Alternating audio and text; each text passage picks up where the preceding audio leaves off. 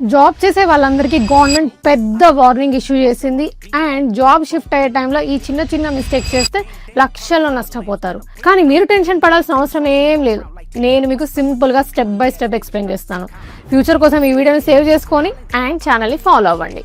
Job change అయ్యే టైంలో ఈ స్క్రీన్ మీద కనిపిస్తున్న డాక్యుమెంట్స్ అని కలెక్ట్ చేసి పెట్టుకోండి. ఇప్పుడైతే స్క్రీన్ షాట్ తీసి పెట్టుకోండి.